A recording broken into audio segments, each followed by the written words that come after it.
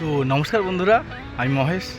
আজকে আমরা চলে এসেছি একদম মাটিগাড়া পার করে যে খাপড়াইল বাজার পার করে একদম আর্মি ক্যাম্পের পিছনের দিকে যে একদম যে ব্রিজের পিছনে একটা বাড়ি আছে, দেখতেই পাচ্ছেন। এই ব্রিজে আমরা একটা প্রজেক্টের কাজ করতে আসছি। এই প্রজেক্ট বলতে একটা আয়রন রিমুভার ফিল্টার হবে। তো আমার সাথে আছে আমাদের টেকনিশিয়ান আছে শুভম, আরেকজন আছে আমাদের পাইপ ফিটিংয়ের। তো আমরা যেভাবে কাজ করি টোটাল A to Z কাজ করি ওয়াটার ট্রিটমেন্ট নিয়ে। তো তার জন্য আপনাদেরকে বলছি স্বাগতম এই ভিডিওটাতে আসার জন্য, যে আপনারা একটু টাইম দিচ্ছেন। তো আপনারা যদি কেউ এরকম ফিল্টার লাগাতে চান বা আয়রন রিমুভার ফিল্টার লাগাতে চান, তাহলে আমাদের সঙ্গে কন্ট্যাক্ট করতে পারেন। কারণ আপনারা যে ফিল্টার লাগাবেন তার আগে আপনাদের নলেজটা নেওয়া দরকার যে আমরা কী ধরনের ফিল্টার লাগাবো বাড়িতে, তাই তো। আমাদের যে জলটা যে আছে বা আয়রন জলটা বা বোরিং জল বা কুয়ার জল যেটাই থাকুক না কেন, সেই জলটাকে 100% পিউরিট বা শুদ্ধ করার জন্য যে প্রসেসটা করতে লাগে, সেই প্রসেসটা আমরাই করি যারা ওয়াটার ট্রিটমেন্ট নিয়ে কাজ করে। তো আমরা এখানে যে কাজটা শুরু করেছি, উপরে একটা 2000 লিটারের ট্যাঙ্ক আছে, দেখাই যাচ্ছে। এই ট্যাঙ্কটাও আমরা পুরোপুরি ফিটিং করছি নিচের থেকে। উপরে যে আমাদের পাইপ ফিটিং যে প্লাম্বার আছে সে ফিটিং করছে ট্যাঙ্কিটা উপরে। তো আউটলেটটা দিচ্ছি আমরা নিচে দিয়ে দিব।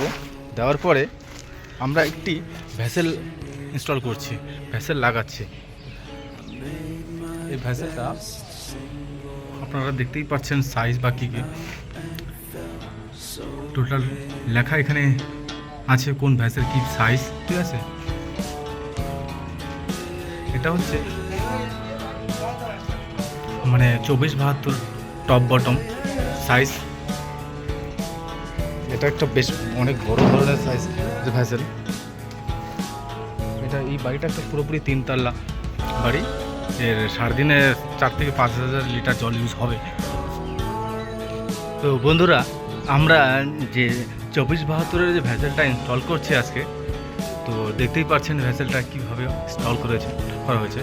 তো এই ইনস্টলেশনটা পুরোপুরি করেছে যে আমাদের ইঞ্জিনিয়ার শুভম, ঠিক আছে।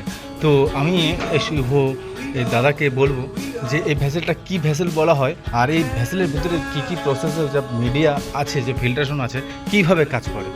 তো দাদা, এটা যে ভেসেলটা আছে এটা কি ভেসেল বলা হয়, আপনি একটু বলবেন? ওকে। আর এটা আপনার পুরোটাই এফআরপি রয়েছে। হ্যাঁ। দেন এটা আমরা আয়রন গার্ড হিসাবে ইউজ করতে পারি। ওকে। তারপরে আপনার 1000 লিটার প্ল্যান্ট, বয়লার, যে কোনো প্ল্যান্টের জন্য আমরা ইউজ করতে পারি। ওকে।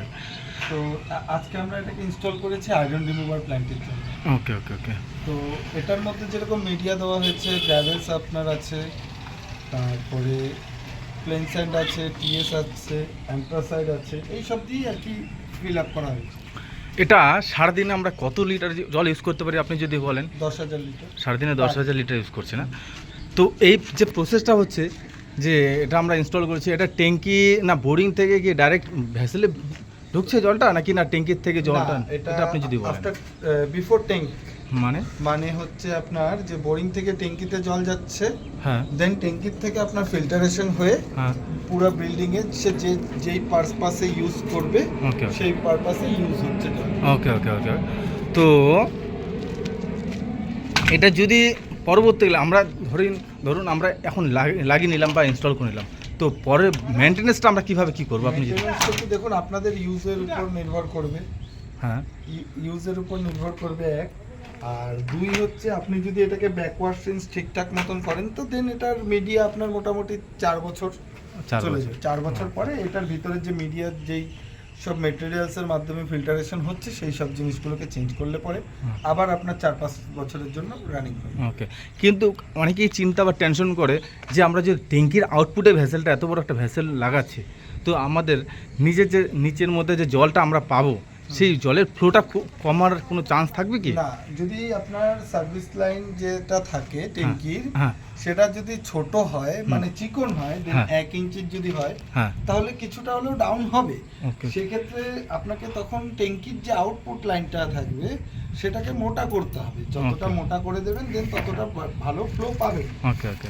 আর এমন না যে আপনি ফ্লো ডাউন হবে না, হতেই পারে তো দেন আপনি একটা পাম্প লাগিয়ে নেবেন ব্যাক ওয়াশের জন্য, তো আপনার এই সমস্যাগুলো হবে না। যেরকম আমরা এটা 1.5 ইঞ্চি লাইন করেছি, তো যার জন্য আমাদের এখানে পাম্পের প্রয়োজন নেই, তার জন্য আমাদের গ্র্যাভিটি ফোর্সের মাধ্যমে ব্যাক ওয়াশ হয়ে যাবে। দেন আমাদের ট্যাঙ্কিটা হাইটে আছে, ওকে।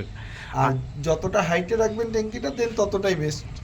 কিন্তু আরেকটা জিনিস দেখতে পাচ্ছি, তো আদার্স অন্যান্য ফিল্টারে আমরা দেখি না, মানে দেখতে পাই না যে ফিল্টারের সাথে, তো এখানে পুরোপুরি বোঝা যাচ্ছে না কেন, এখন ওয়েদারটা অনেকটাই অন্ধকার দেখে কাজটা হচ্ছে, তো এখন লাইটের একটা ব্যবস্থা নেই।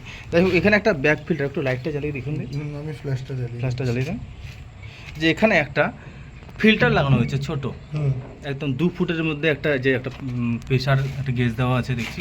যাই হোক, এটা কি ফিল্টার বলা হয় আপনি যদি এটাকে বলেন? ব্যাক ফিল্টার বলা হয়। ওকে, ব্যাক ফিল্টার বলা হয়। হ্যাঁ, এটার মধ্যে আপনার লাইটটা মহলে দেখো, এটার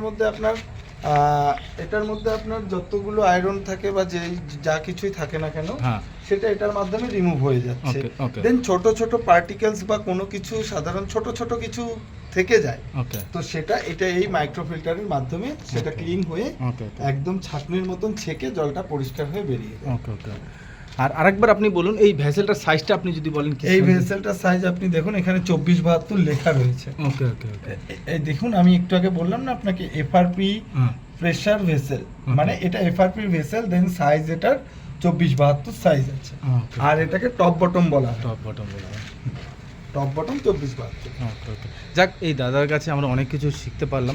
আরেকটা জিনিস আপনাকে বলছি, এই যে মাঝখানে কালো রঙের যে গোল একটা দেখা যাচ্ছে ভালভের মতন, হ্যাঁ, এটা কি বলা হয়? এটা কি এটা? এটাকে মাল্টিবোর্ড ভালভ বলা হয়। ওকে, হ্যাঁ, এটার মাধ্যমেই এই ভেসেলটা পুরোপুরিভাবে অপারেটিং করা হয়। ওকে যে এই ভেসেলটা মানে এই সিলিন্ডারটা বা এই ফিল্টারেশন প্রসেসটা যে আছে আপনার এই পুরোপুরি এই হ্যান্ডেলটার মাধ্যমেই হয়। ওকে। এটার মাধ্যমে আপনারা এর ভিতরে যে মিডিয়াগুলো দিয়েছেন বা ফিল্টারেশনের জন্য যেই সামগ্রীগুলো দিয়েছেন, ওকে তো এটা এই মানে ওই সামগ্রীগুলো এই মাল্টিবোর্ড ভালভের জন্য আপনার ওয়াশ হচ্ছে, দেন আপনার ফিল্টার করে পাঠাচ্ছে। এটাই এই আমাদের পাইপলাইনিংগুলো দেখতে পাচ্ছেন, এই সমস্ত কিছুর মাধ্যমে এটা আপনার অপারেটিং করে দেন এটাকে ভালো ফ্রেশ খারাপ জল খারাপ দিকে পাঠিয়ে দিচ্ছে, ওকে ভালো জল ভালো দিকে পাঠিয়ে দিচ্ছে। ওকে। এটাই ওটার কাজ। ঠিক আছে, এখনো তো লাইন মনে হচ্ছে এখনো ইনলেট আসেনি, না, উপরে ট্যাঙ্কের কানেকশন হচ্ছে, তো ট্যাঙ্কের কানেকশনটা হয়ে গেলে আমি এই দাদার কাছে বুঝিয়ে নেব পুরোপুরি যে এখানে যে ব্যাক ওয়াশ বা রিন্স কিছু লেখা আছে ফিল্টার, ঠিক আছে, ওই